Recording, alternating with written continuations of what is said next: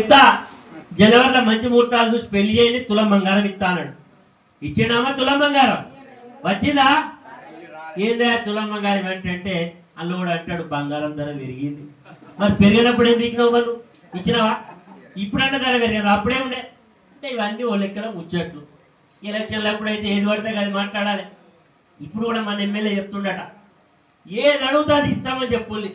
ఇంతకుముందు మన ఎవరో చెప్పిళ్ళు ఇళ్ళ లిస్టు మా రాయమలే చెప్పినట్టున్నాడు. ఒకడేమో ఇళ్ళ లిస్టు రాసుకపోతాడు, ఒకడేమో ఎంక్వైరీకి వస్తాడు. ఏదో అంత ఉల్లెక్కల ముచ్చట్లే. ఈ ఊళ్ళో మీ జంగేడు 2వ వార్డులో 100 ఇస్తామని ఒక ఆయనంటే 200 మన సార్ వేయండి ముఖ్యమంత్రి దగ్గర మొన్ననే 4000 ఇల్లు తెచ్చేడు మనకు వస్తాయి ఇళ్ళని. అది ఇవన్నీ కూడా ఉల్లెక్కల ముచ్చట్లు. ఎలక్షన్లు ఎప్పుడు కనబడాడు మళ్ళా. ఇదంతా కూడా ఒక డ్రామా తంతు నడుపుతా ఉన్నారు. ఎందుకంటే గెలవాలి, ఎట్లా చేసి గెలవాలి. ఇప్పటికే సమాచారం వచ్చింది, ఇక్కడికి ఈ బీఆర్ఎస్ పార్టీ తప్ప ఎవరు గెలిచేటట్లేరు. భూపాలపల్లి బీఆర్ఎస్ గెలిచేటట్టున్నారు. ఈరోజు ఈ యొక్క భూపాలపల్లి కాదు, తెలంగాణ రాష్ట్ర వ్యాప్తంగా కూడా గదే చర్చ జరుగుతూ ఉంది. ఎందుకంటే ప్రజలు ఆశపడ్డారు. ఈరోజు తులం మంగారేడుకో ఇక్కడ చాలా మంది ఆడబిడ్డలు ఉన్నారు.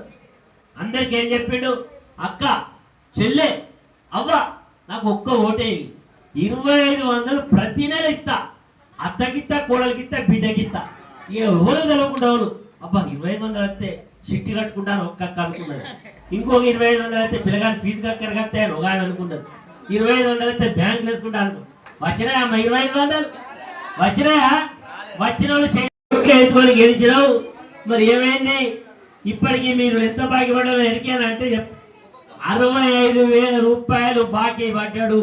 ఈ రోజు వరకు ఒక్కొక్క మహిళ కొడుక 65,000 ఇయ్యి ఓట్లు అడగడానికి రమ్మని మన భూపాలపల్లిలో ఉండే 2వ వార్డు ఆడబిడ్డలు అడగాలి. 65,000 ఇచ్చినాకనే మా గడప దొక్కాలే. కొడుక లేకపోతే అటు నుంచే పో, నిన్ను మాటలన్నీ అని చెప్పి ఎల్లగొట్టాల్సిన పరిస్థితి ఉంది. ఇక మరి ఇంకా చాలా ముచ్చట్లు.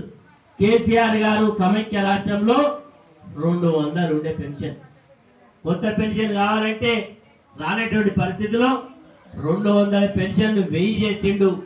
1000 పెన్షన్లు 2000 చేస్తే అందరూ అన్నారు కేసీఆర్ పెద్ద కొడుకు చల్లగా ఉండాలి. పాపం ఈ కొడుకు చూసినా చూడకపోయినా మా పెద్ద కొడుకు చూస్తాడు. నెల నెల పెన్షన్ పంపుతా అంటే కోడలు మంచిగా అరుచుకుంటాంది. మనోడొచ్చి నాయనమ్మ అంటాడు, తాత అంటాడు 2000 బాగున్నాయి అన్నాడు. ఈడేమన్నాడు, చిన్న కొడుకు పెద్ద కొడుకు 2000 ఇచ్చాడు కదా, నేను చిన్న కొడుకు చెప్తున్నా 4000 ఇస్తాను, 4000 ఇచ్చాడు. అత్త మళ్ళా ముసలాయనకి ఇస్తా, ముసలమ్మకి ఇస్తా, ఇద్దరికి ఇస్తా. మరి ఇచ్చిండు అమ్మ 4000 ఇవ్వలే. అరే కొత్తగా భర్త చనిపోయిన వితంతువులు ఆఫీసర్ల చుట్టూ తిరుగుతాను, ఇంకా పెన్షన్ ఇల్లే అంటే